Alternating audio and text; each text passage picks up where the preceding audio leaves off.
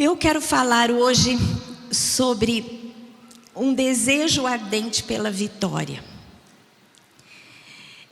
Você tem desejo em Deus de ter vitória em alguma área que você está lutando e que você quer receber do Senhor? Você tem alguma coisa que você precisa ter a vitória? Tem. De 0 a 10. Você pode lembrar o que é? O que é que você quer agora? De 0 a 10. Quanto você acha que é a intensidade do desejo dessa bênção que você quer de Deus? 10? Oh, glória a Deus, esse. Né? Tem gente que quer 10, mas tem gente que quer e fica, será? É que nem dor, né? Quando você está com dor, o médico pergunta, de 0 a 10, quanto que é a sua dor? Porque você tem que medir a intensidade. Hoje eu quero falar sobre a intensidade do desejo pela vitória. Porque a intensidade do desejo pela vitória vai determinar a sua vitória. Não só se ela vai acontecer ou não, mas também a medida que ela vai acontecer. Se ela vai acontecer plenamente ou se ela vai acontecer em parte. E essa palavra hoje fala sobre isso.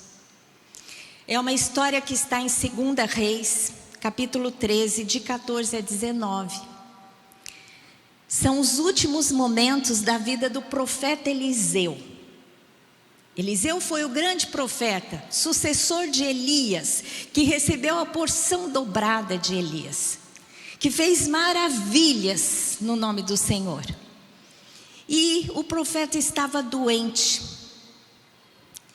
E nos últimos momentos ele ainda trouxe uma profecia para o rei de Israel. Ele era profeta em Israel. A gente sabe que o povo de Israel ficou dividido. 10 tribos no norte, chamado Israel, e duas tribos no sul, chamado Judá. E Eliseu era profeta para Israel, para as tribos do norte. Então vamos ler aqui. O rei, então, de Israel foi visitar Eliseu, que estava para morrer. E Eliseu então traz a última profecia para o rei. Então vamos ler lá. Estando Eliseu padecendo da enfermidade de que havia de morrer, Jeoás, rei de Israel, desceu a visitá-lo. Chorou sobre ele e disse: meu pai, carros de Israel e seus cavaleiros. Então lhe disse Eliseu: toma um arco e flechas. E ele tomou um arco e flechas. Disse ao rei de Israel: retesa o arco, e ele o fez.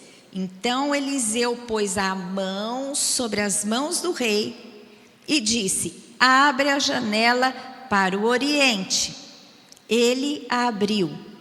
Disse mais Eliseu: atira, e ele atirou.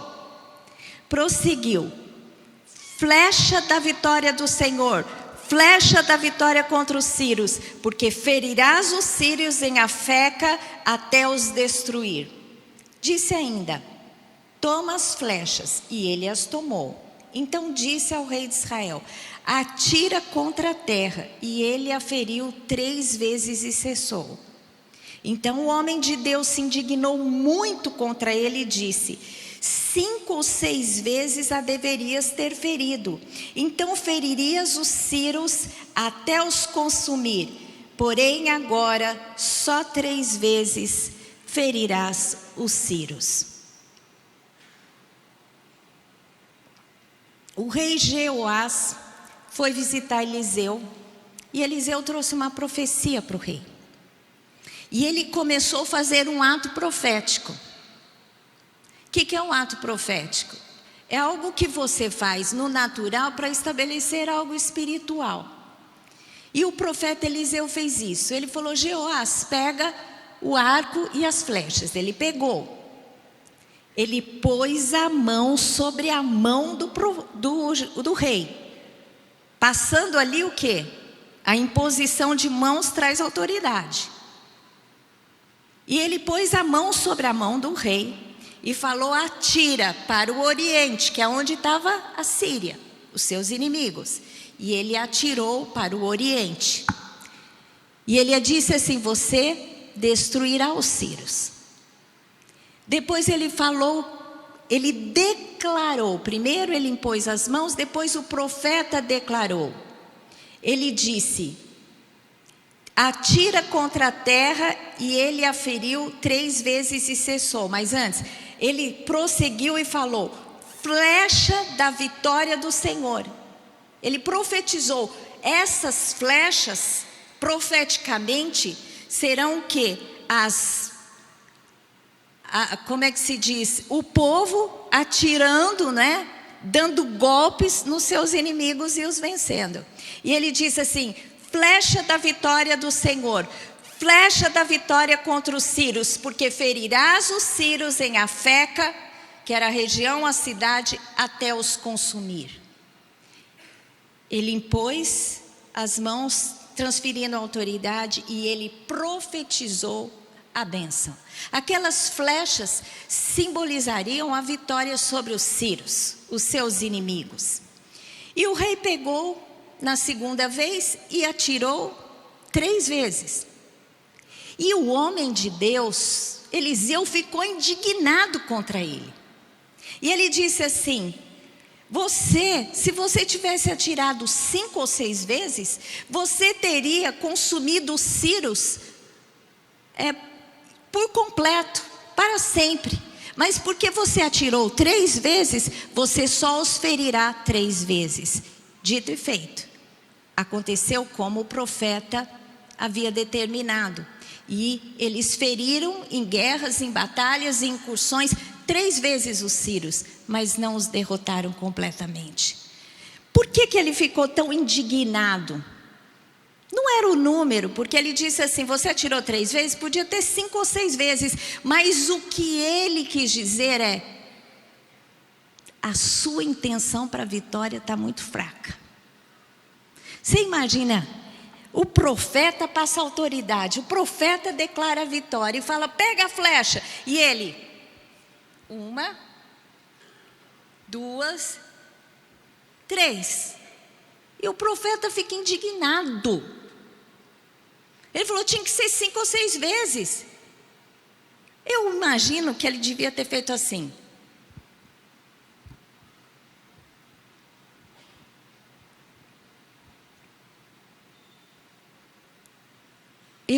Eu creio que o profeta, ele repreendeu a falta de intenção para a vitória. Aquele desejo ardente de realmente ter aquilo, colocar o coração, é isso que eu quero, então vou para frente. Não é? E ele, assim como ele concebeu no seu coração, assim aconteceu. Ele venceu os sírios só 3 vezes, mas não os consumiu plenamente. E eu quero conjecturar com vocês agora, pensar sobre essa situação, o que ela nos ensina. Como se deve evidenciar o desejo ardente para a vitória?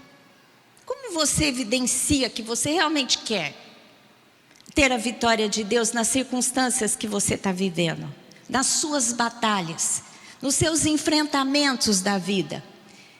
De 2 formas. Primeiro, posicionamentos firmes.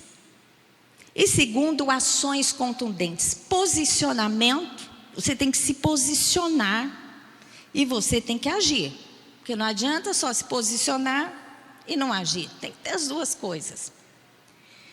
Em primeiro lugar, eu quero falar sobre posicionamentos firmes para alcançar a vitória completa. Quais são eles? Fé e obstinação. Diga comigo: fé e obstinação. Esses têm que tomar conta de você, tem que ser o lema da sua vida, onde você vai se posicionar com fé e com obstinação. Fé plena. Fé plena significa ausência de dúvida. Não se pode ter dúvida. Porque a incredulidade evita completamente a ação de Deus. Você sabe disso. Jesus, ele chegou numa cidade na sua própria cidade, em Nazaré, e ele não pôde fazer ali milagres, senão poucas curas. E Jesus falou assim: eu não posso fazer, por quê? Porque eles são incrédulos. Onde há incredulidade, Deus não opera, porque Deus não invade a nossa vida. Ele faz segundo o nosso querer. Mas incredulidade é uma coisa, é dizer, eu não creio.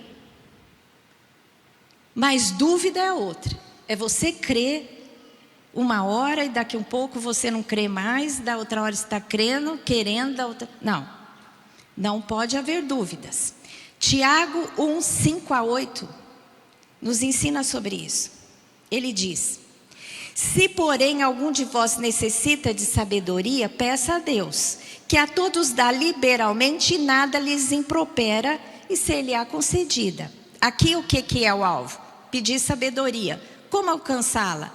Peça, porém, com fé, e em nada duvidando. Pois o que duvida é semelhante à onda do mar, impelida e agitada pelo vento.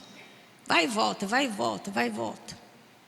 Não suponha este homem que alcançará do Senhor alguma coisa. Homem de ânimo dobre, inconstante em todos os seus caminhos. Um homem e uma mulher inconstante, de ânimo dobre, uma hora quer uma coisa, outra hora quer outra coisa, uma hora crê, outra hora descrê. O que diz a palavra aqui? Não suponha que você vai alcançar a vitória. Você tem que ter fé verdadeira. Você tem que ficar firme. Você deseja algo, você tem que pedir até acontecer. Então pense bem o que você quer. Não é? Seja específico para Deus. Fala: Deus, eu preciso que esse relacionamento se restaure. Estamos com problemas. Então, Senhor, eu te peço isso. Se você precisa de algo financeiro, Senhor, eu preciso de tanto. Sabe o que vai acontecer? Deus vai dar mais do que aquilo. Mas, Senhor, eu preciso disso aqui, ó. Eu preciso pagar essa dívida. Eu preciso que essa porta seja aberta. E olha, eu vou dizer uma coisa: Deus nunca dá menos, Ele sempre dá mais. Então, até o que você determina que você quer, você põe limite para Deus. Porque a Bíblia diz que Deus fará muito além do que pedimos ou pensamos. O que pedimos, fazemos, e pensamos, são os posicionamentos que a gente tem que ter diante de Deus. E Deus vai ouvir tudo isso e vai fazer mais ainda do que você pediu ou pensou. Deus é aquele que nos surpreende com mais. Não duvide. Você pode até ter lutas na sua mente no processo, mas tem um posicionamento firme. Quando a luta vier, quando o diabo falar para você: Deus não vai fazer na sua vida não. Uma arma que o diabo sempre usa é ele dizer para você que você não merece, porque você não está sendo fiel como deveria. Deus, Ele te abençoa não pela sua fidelidade, mas pela sua graça. Porque muitas vezes não somos fiéis, somos infiéis, e o Senhor tem misericórdia e nos abençoa. É ou não é? A gente está vendo agora na novela Reis a história de Davi. Agora está passando a parte do pecado, quando ele cai em adultério e manda matar o marido de Batseba. Ele se arrependeu, Deus teve misericórdia com ele, e depois disso, ainda desse relacionamento, saiu Salomão, o seu descendente, que assumiu o quê? A sucessão do seu reinado. Deus é aquele que tem misericórdia. Mas não fica: eu quero, eu não quero. Sabe o filho que vem para o pai ou para a mãe e diz assim: eu quero tal brinquedo. Aí o pai e a mãe se programam, daqui um pouco ele fala: não, mas não quero isso, quero aquilo. Você para e fica esperando para ele ter certeza do que ele quer, não é? Com Deus é a mesma coisa. Então você tem que saber o que você quer. Amém? E ficar firme. Então pense bem. Não tome decisões precipitadas. Busque sabedoria que Deus vai te dar, para você saber o que é melhor para você. Em segundo lugar, deve haver confiança. Você tem que ter um posicionamento de confiar em Deus, confiar que Ele fará na sua vida. Em Salmo 125, de 1 a 2, diz assim: os que confiam no Senhor são como o monte de Sião. Monte de Sião, onde está Jerusalém. Quem conhece Jerusalém? Algumas pessoas, está em cima de um monte. E é firme, bem compacta. Aliás, na Bíblia diz que Jerusalém é a cidade compacta. Os que confiam no Senhor são como o monte de Sião. Não se abala, firme para sempre. Se você confia no Senhor, que é Deus Todo-Poderoso, Senhor dos céus e da terra, Criador de todas as coisas, você jamais será abalado. Como em redor de Jerusalém estão os montes, quem foi em Jerusalém viu que a cidade é cercada por montes. Como em redor de Jerusalém estão os montes, assim o Senhor em redor do seu povo, desde agora para sempre. Por que Davi escolheu Jerusalém para ser a capital do seu reino? Primeiro porque é alto, era difícil dos inimigos ali alcançarem. Depois é cercada por montanhas que traz proteção. Assim é a nossa vida. Se você confiar no Senhor, você será firme e você será protegido pela sua presença e pela sua atuação, amor e misericórdia e favor na sua vida. Amém?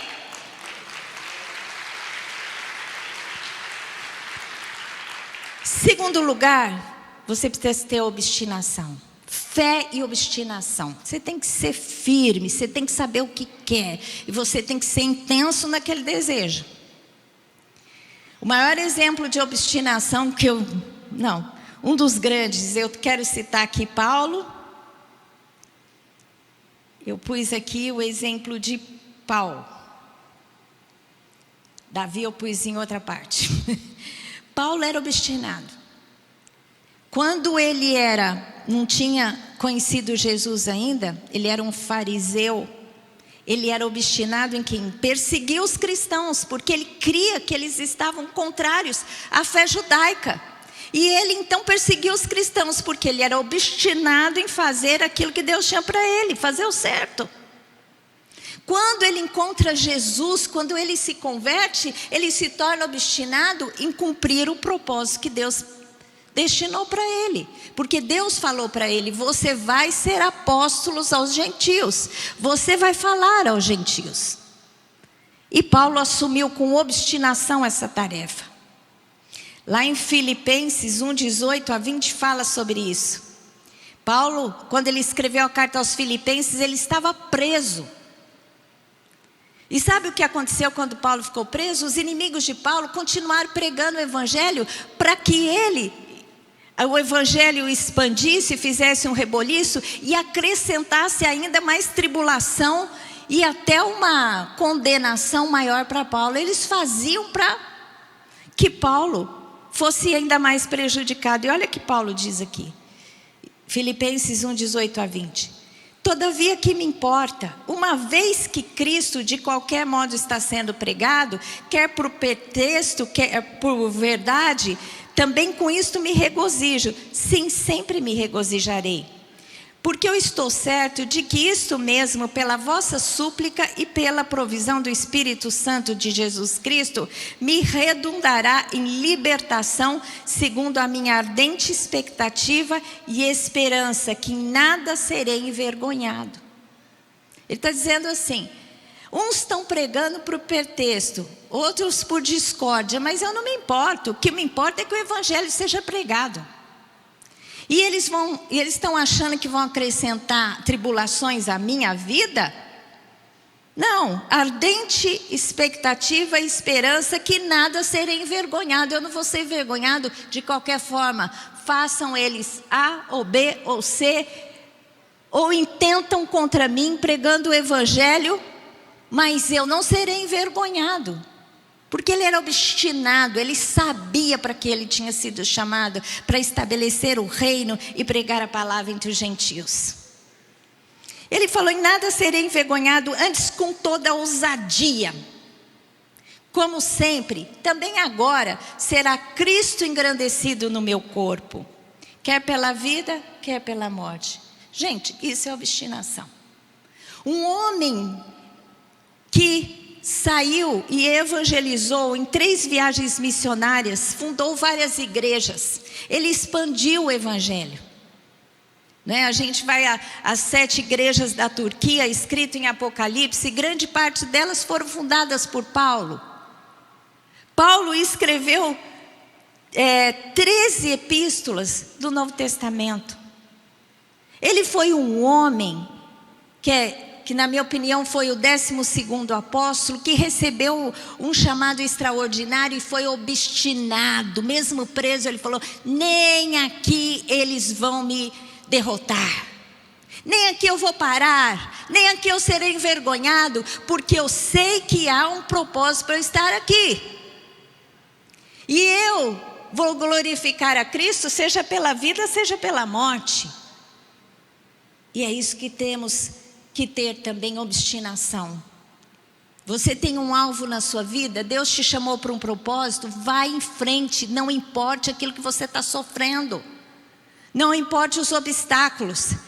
A palavra de Deus diz que se na angústia nós nos tornamos fracos, pequena é a nossa força. Se na hora da luta você se tornar um fracote, medroso, pequena é a sua força. Mas a tua força tem que ser grande, porque não é pautada no seu poder, mas no poder do seu Deus.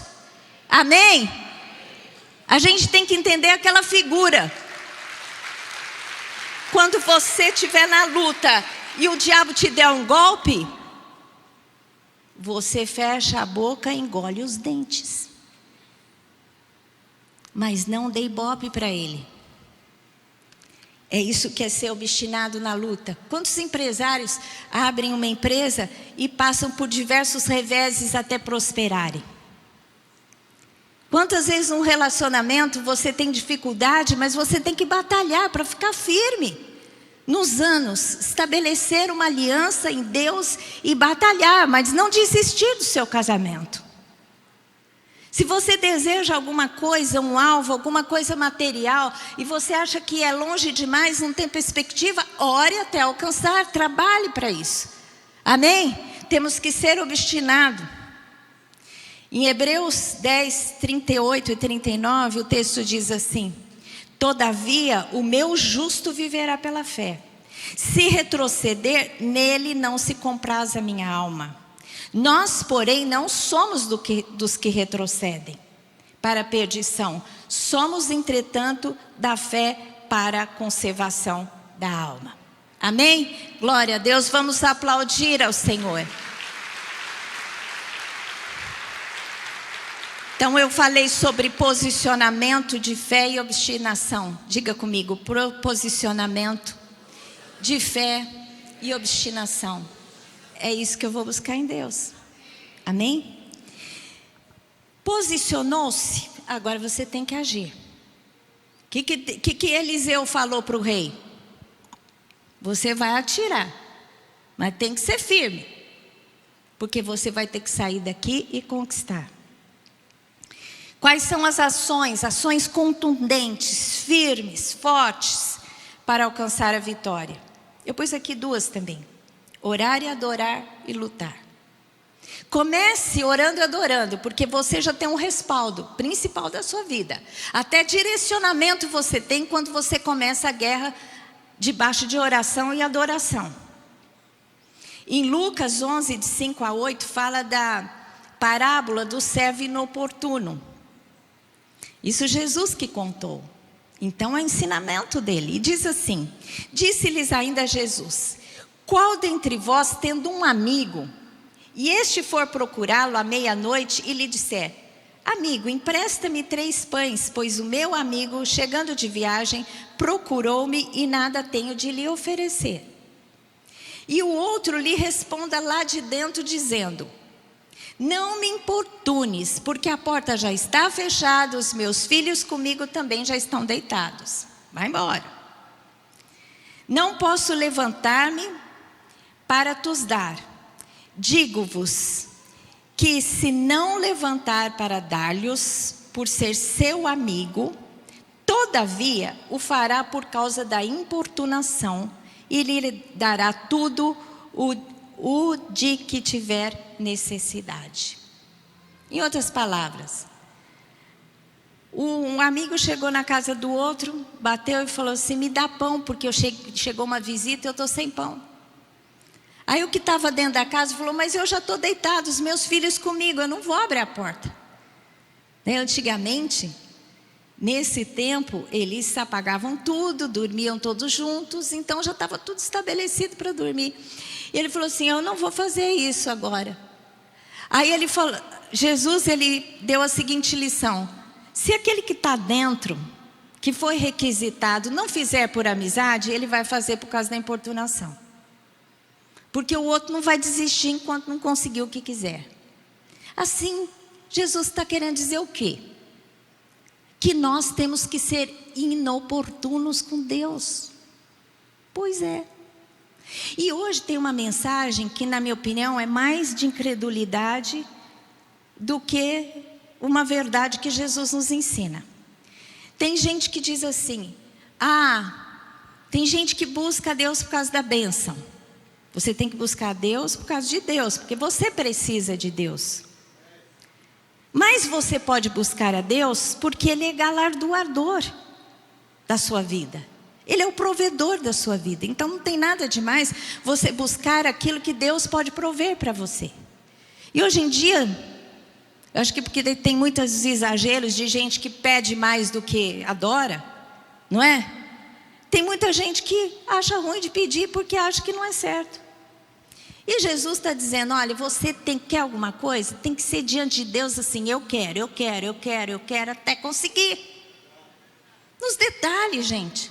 Eu me lembro quando eu mudei para uma casa, eu sempre quando eu mudava de casa, eu orava a Deus e Deus me dava o privilégio de trocar a maioria dos meus móveis. E Deus foi fazendo de diversas maneiras ao longo da minha vida.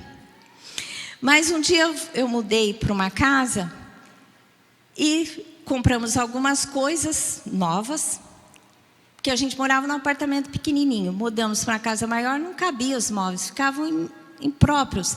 Compramos, Deus nos deu condição para comprar algumas coisas e outras faltaram. Faltaram, por exemplo, a minha casa tinha bastante vidro assim como esse e dava para ver fora da casa. E tinha um ipê rosa. Eu adorava passar e ver o ipê todo florido em frente da minha casa. Mas eu não podia ficar o tempo todo assim, porque durante o dia ninguém olhava para dentro, mas durante a noite via tudo que se passava dentro. Aí faltou a cortina. E eu toda hora passava na sala e falava: Senhor, cadê minha cortina? Senhor, cadê minha cortina? Eu sou assim, eu sou pidona. Eu não tenho vergonha de pedir para Deus, não. Eu sei o Deus que me ama. Eu faço assim, sabe que eu dou para minha filha tudo que eu desejaria para mim. Então, por exemplo, quando eu vou passear, mulher gosta de bolsa, né? A gente sempre vai ver bolsa. As melhores bolsas, aquela no nível financeiro que eu posso comprar mais, eu não compro para mim, eu compro para minha filha. E eu, quando eu faço isso, eu fico pensando: se eu que sou mal, se abençoar a Érica, será Deus, Ele me abençoa. Então, essa minha maneira de crer faz com que eu receba de Deus coisas que eu fico assim: uau!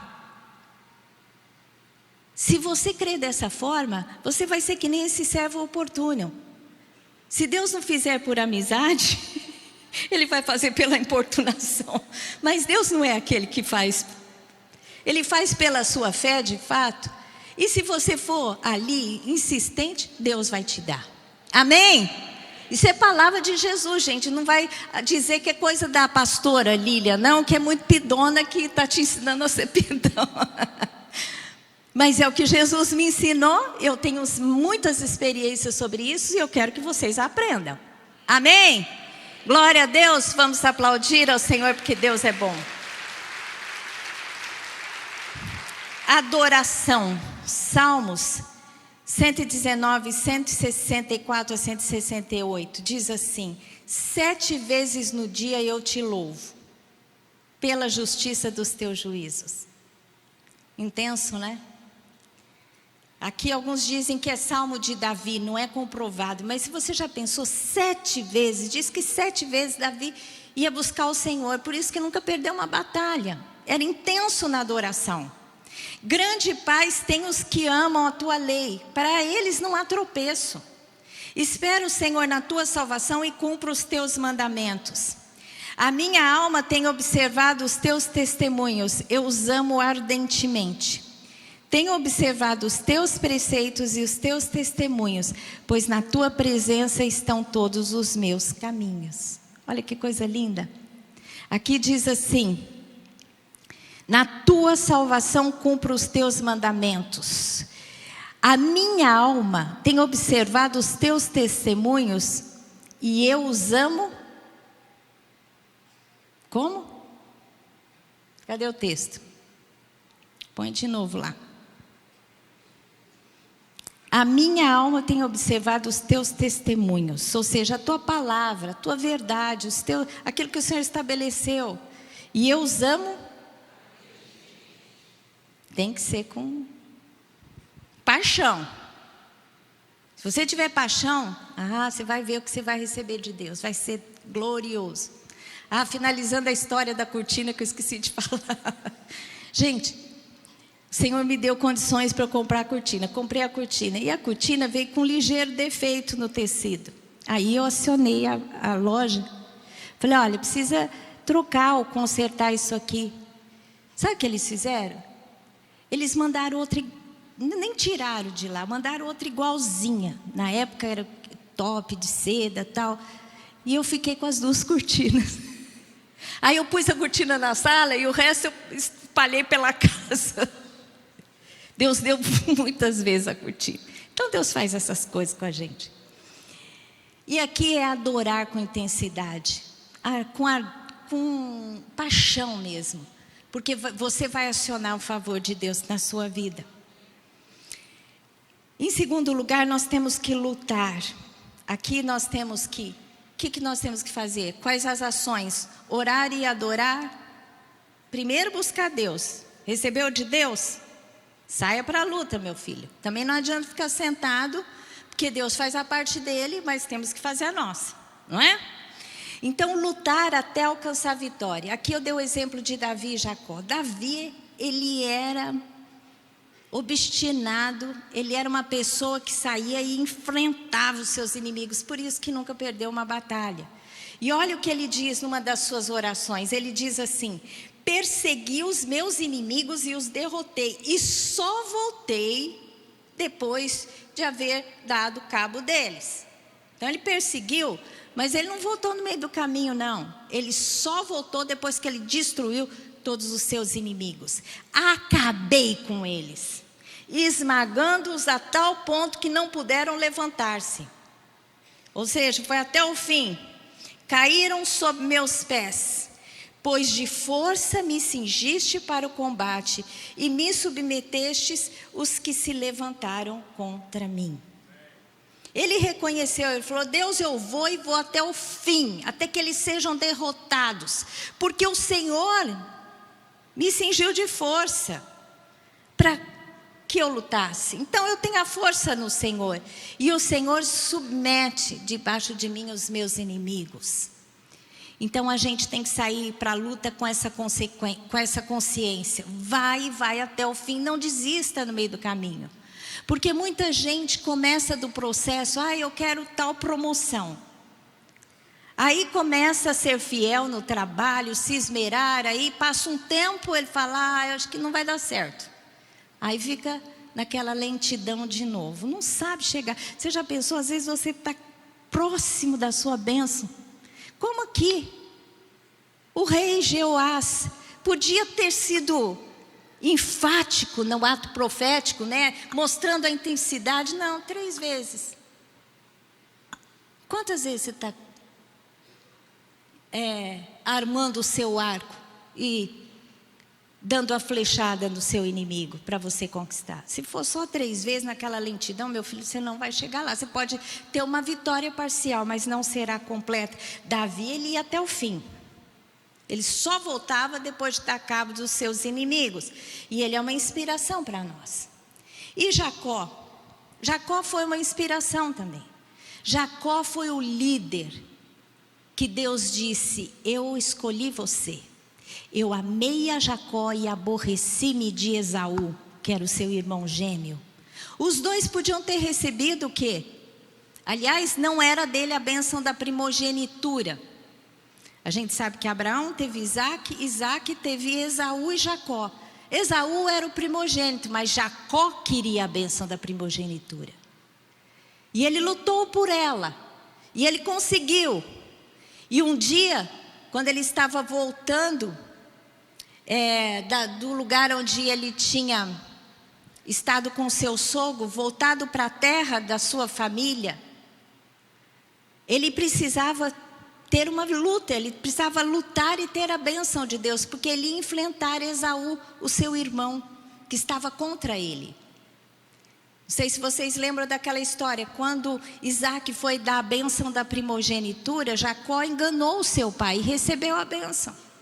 Esaú quando chegou, ficou irado. E por conta disso, Jacó teve que sair da onde eles estavam, foi viver longe e ficou durante muito tempo lá. E quando ele voltou, ele não sabia se Esaú ia matá-lo ou não. Ele tinha que ter a bênção de Deus. Foi aí que no Vale de Jabó que ele luta com Jesus, até que Jesus o abençoa. E a partir daquele momento, Deus muda o nome dele, fala assim: você já não é mais Jacó, você é Israel, e de você nascerá uma nação, dos seus 12 filhos nascerão 12 tribos. É desse homem que lutou com o anjo uma noite inteira, até receber a bênção, que Deus falou: a vitória está com você, e a bênção, e o favor, e a aliança está com você, Jacó. Amém?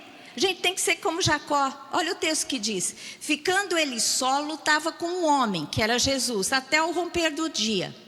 Vendo este que não podia com ele, tocou-lhe na articulação da coxa. Deslocou-se a junta da coxa de Jacó na luta com o homem. Disse este: deixa-me ir, pois já rompeu o dia. Respondeu Jacó: não te deixarei ir se não me abençoares. Perguntou-lhe, pois, como te chamas? E ele respondeu: Jacó. Então disse: já não te chamarás Jacó, e sim Israel, pois como príncipe lutaste com Deus e com os homens e prevaleceste. Amém? Glória a Deus, vamos aplaudir ao Senhor. Um homem que lutou com Deus e com os homens e prevaleceu. Gente, olha como esse homem foi até o fim. Ele venceu a Deus e venceu os homens, os seus inimigos, e venceu Esaú, porque a Esaú depois fez aliança com ele, e ele se estabeleceu na terra, e de Jacó vem Israel, o povo de Deus, o povo escolhido, né? O qual traria Jesus através desse povo, dessa nação. Então, a gente tem que aprender isso, aprender a lutar com Deus e dizer para Deus: se o Senhor não me abençoar, não vai sair daqui. Tem que entrar em argumento com Deus. Eu gosto muito de entender isso diante de Deus. O dia que eu aprendi isso foi muito crucial na minha vida, e você tem que aprender isso também. Você tem que entrar em argumento com Deus. Pegar a Bíblia. Você está precisando de alguma coisa? Pega um versículo que tem aquela promessa e fica até ali batendo com Deus, até que Deus te abençoe. Amém? Você vai viver maravilhas, porque muitas vezes a gente erra porque quer uma coisa e fica lamentando a falta, em vez de ficar insistindo, argumentando com Deus, batendo na porta, atirando a flecha, até receber a vitória. Então não gaste a sua energia se lamentando pelo que você não tem. Gaste a sua energia acionando a Deus para receber a bênção dos céus. Amém? Glória a Deus. Quero terminar essa palavra. Gostaria que você fechasse os seus olhos. Eu comecei perguntando para você, de 0 a 10, qual a vontade que você tem de receber a bênção do Senhor? Qual a intensidade do seu desejo de atingir a vitória nas suas lutas? Deus quer que você receba uma nota 10. Diga, eu quero muito. E vou ficar até receber a bênção. Porque Jesus, hoje nós tomamos a ceia. Jesus pagou um alto preço pela sua salvação. E salvação significa o quê? Você voltar a se reconciliar com Deus. E entender que Ele é seu Deus. E entender que Ele é aquele que te recompensa. Que te traz favor. Que te abençoa em todas as circunstâncias da sua vida. Amém? Feche os seus olhos agora e ore a Deus. E peça a Deus aquilo que você deseja. E se você está sem vigor, sem força, sem paixão pelo propósito, pelas bênçãos que Deus já determinou para você, peça a Deus para mudar o seu coração, para você sair daqui ardente, sabe? Pulsando o seu coração por algo. O nosso coração tem que sempre pulsar por alguma conquista. Porque enquanto nós estivermos aqui na terra, o Senhor tem propósito para as nossas vidas. Paulo na prisão disse, eu não serei envergonhado, porque tanto pela minha vida como pela morte, Jesus será glorificado. Isso que era paixão, obstinação para cumprir o propósito. Tenha essa paixão, essa obstinação.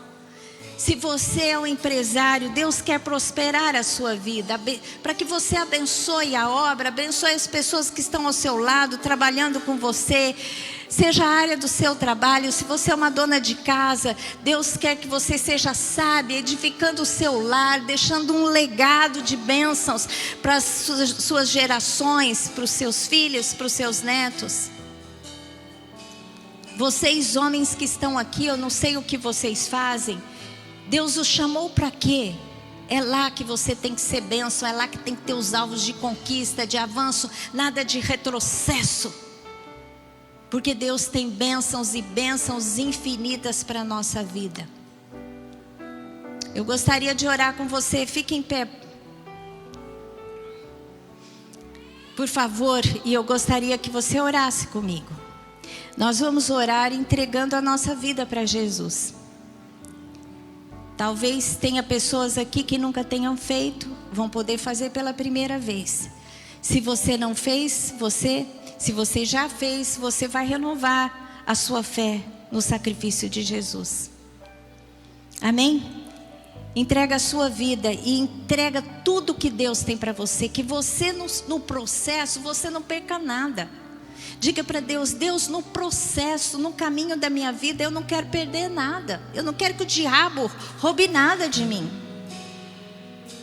Para isso, eu vou crer no Senhor e vou invocá-lo, com desejo ardente de ser abençoado. Amém? Feche os seus olhos e ore comigo. Diga assim, Senhor Deus, eu entrego a minha vida. Eu entrego o meu coração. Eu declaro que Jesus Cristo é Senhor da minha vida. Jesus morreu por mim. E eu aceito esse sacrifício. Eu quero, Pai querido, que o Senhor dirija a minha vida. Que o Senhor me livre do mal. Que o Senhor quebre todo o envolvimento com o mal. Que o Senhor prospere o meu caminho. Que o Senhor guarde a minha jornada. Que o Teu Espírito me capacite a cumprir todo o propósito que o Senhor tem para mim. Que nada ao longo da minha vida seja roubado e eu seja derrotado. Porque o Senhor é por mim. Quem será contra mim? Aquele que não poupou a Jesus me entregará com Jesus todas as coisas. Amém? Glória a Deus. Aleluia.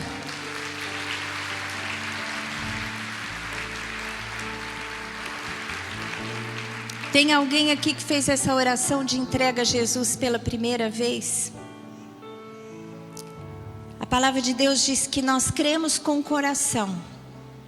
Se você aceitou Jesus pela primeira vez, levante a sua mão. Tem uma pessoa aqui.